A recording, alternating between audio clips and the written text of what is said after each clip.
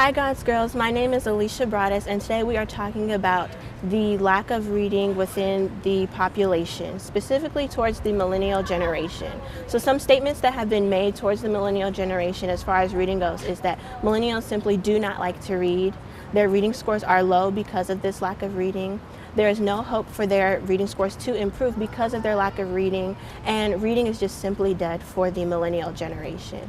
But these are all, in fact, opinion statements. So the question that rings a bell is, what makes these opinion statements factual? Ask yourself these questions. When was the last time you read a book?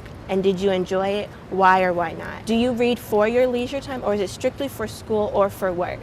And was reading an importance growing up in your household, or is it an importance in your household still today? I enjoy reading, yeah.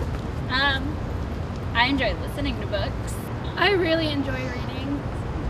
I enjoy reading if it's not books that I have to read for school. The last time I read for fun was probably about 5 years ago. The last time I read for fun was probably longer than that. It's been a long time because right now I'm just reading all the books I have to read, and so they're not for enjoyment at all. The last time I read a book for fun was probably over the summer when I actually had time to read for fun and not just do homework. Some of the reasoning behind the large decrease in leisure reading within the last decade result from children not reading outside of school. According to the National Education Association, children who reside below the poverty line are less likely to be read to or to read during their leisure time. At our age, I think it's kind of time. We don't really have time anymore. It's like school, homework, work, and then it's just you do the same thing every day. So I don't really have time, and I don't think it's as pushed as much in home lives anymore. So I think time is a big impact too, but I also think it's just because we're so distracted by like social media and worrying about what everyone else is thinking about us than sitting down and just having a good time with a book. Because you're like, oh, well, the movie's out, so I'll just go watch the movie instead, even though the books are almost always 100 times better than the movie. Students in these environments tend to develop a negative attitude towards reading due to the fear of embarrassment in the classroom when they are reading aloud. These students then turn into adults who have a negative attitude towards reading.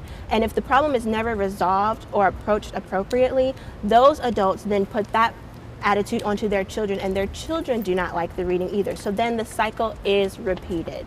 As people, we should have a desire to further educate ourselves through reading. We should want to read more than a social media post or a 300-word article we see in a magazine.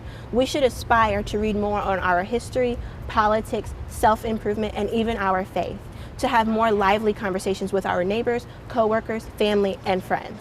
So here's what we need you to do. Find books that you are interested in and start to read them with your family or your friends out loud. Reading out loud really helps you get more into your reading. Here's a quote by Dr. Seuss. The more that you read, the more that you will know. The more that you learn, the more places you will go.